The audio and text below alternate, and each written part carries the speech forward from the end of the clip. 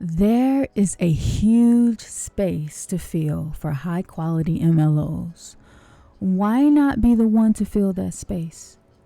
Why not be the one to elevate? Why not give everyone what they've been asking for? Why not give everyone what they've been craving, what they've been dreaming, and what they've been waiting for?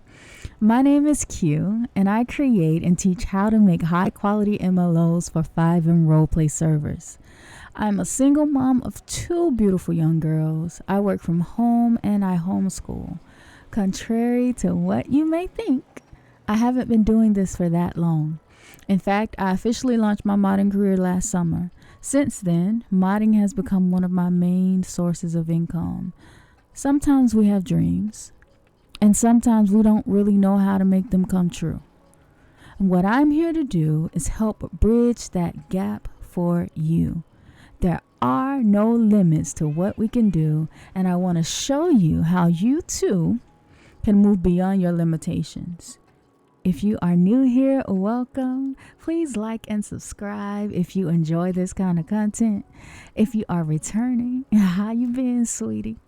Let's start with 3 of the most common mistakes that hold us back when making MLOs. One mistake I often see is forgetting to apply transforms.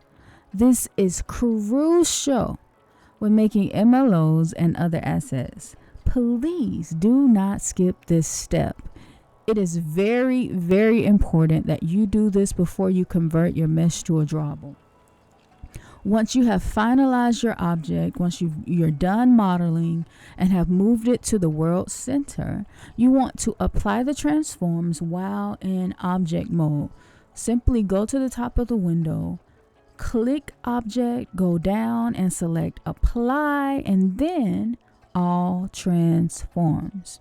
Once you apply all transforms, the rotation, the location, and the scale will be set to 0. This is so that when you spawn your object or MLO into CodeWalker, it will spawn directly in front of you or at your exact position in CodeWalker. So, if you are trying to spawn your object in CodeWalker and you cannot see it, or you can see it, but its location is slightly off, make sure you apply the transforms while in Blender. Do this before you convert your mesh to a drawable. Another mistake I see happening when making MLOs is forgetting to set the interior as an entity in limbo. This step is done when making your Y type for your MLO. It is one of the last steps we do when we make our Y type. When you are done creating your rooms and your portals, go to the Entities tab. Then select your interior from the outliner on the right side of the window. Then you want to click on the button that says Add Object as Entity. Once you have done that, go down to the drop down that is labeled Room and set the room to Limbo. Doing this will make it so that you can see your interior in the game. If you do not do this step, you will not be able to see your MLO or asset in the game world. Probably one of the most detrimental mistakes I see in the MLO community is individuals who think that following one tutorial will make them an expert at MLO creation and 3D game design. Learning is repetition, and it takes a lot of practice. It takes getting it wrong, and it takes getting it right. So if you don't get it on your first try, if you don't get it on your first 20 tries, have enough determination to try again. I guarantee you that every time you do it over, you learn something new. Even if you can't see it, try again. Give yourself some grace and try again. As a bonus, I want to give you one more mistake that I see when trying to create a successful MLO.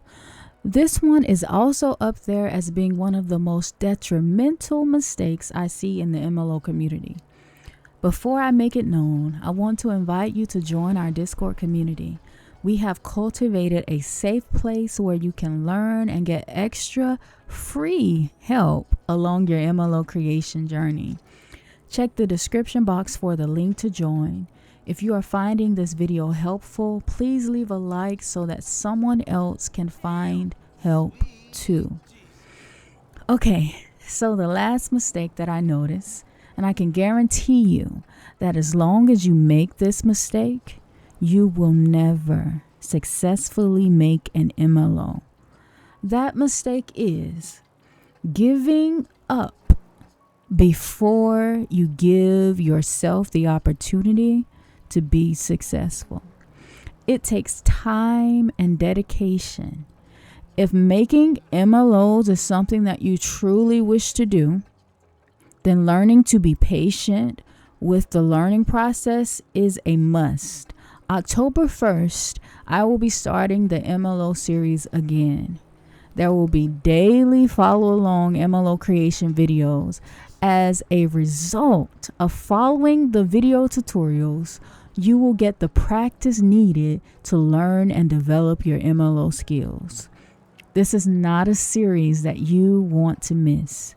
Make sure you are subscribed and have your post notifications turned on so that you are always updated on when the next tutorial goes live.